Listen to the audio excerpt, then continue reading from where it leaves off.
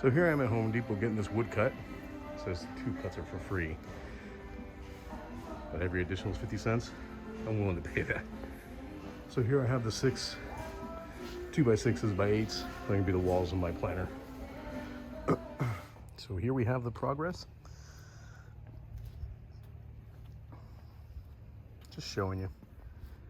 Like I said, I'm not gonna teach you how to do it, but I hope that my results inspire you to do your own. This is relatively simple. You can find all kinds of videos on YouTube on how to do it, what materials to use, and the screws to use and all that. Coming together pretty cool. I'm actually very pleased. Here's an L side of it, all constructed. We have these mounted here. I'll put some screws down at the bottom section, the side that's facing the ground to reinforce it all. Coming together quite nicely. Well, here it is, half done.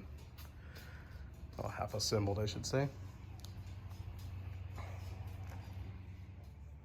Now, one good step that I can share with you is to take this, or another 2-inch piece of wood, put it on the end, because this is where the other side is going to butt up against. Make a line, and that's where you're going to put a mount right about there, just like I did here.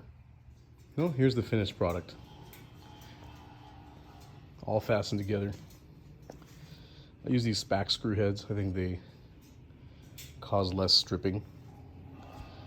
Because if you're like me, you don't know much about woodwork, and I'll power through it even though it's stripping the screw head.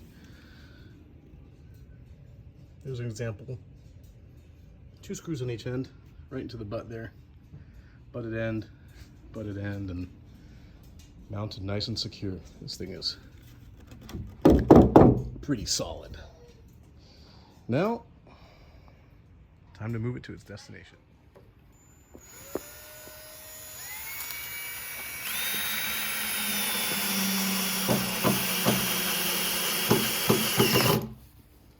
And there you have it.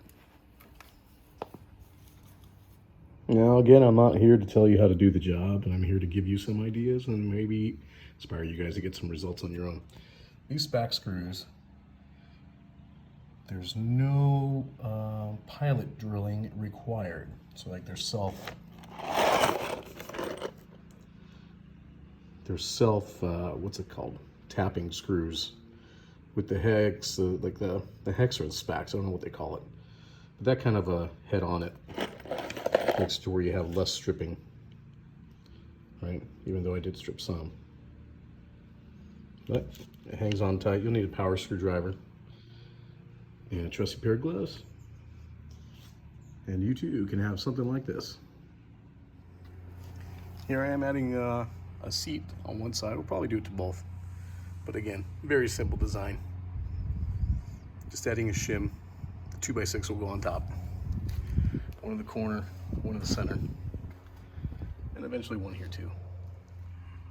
And here it is, placed on top of the shims and the 2x6 wall here. And I'll screw it in. And here's the finished product.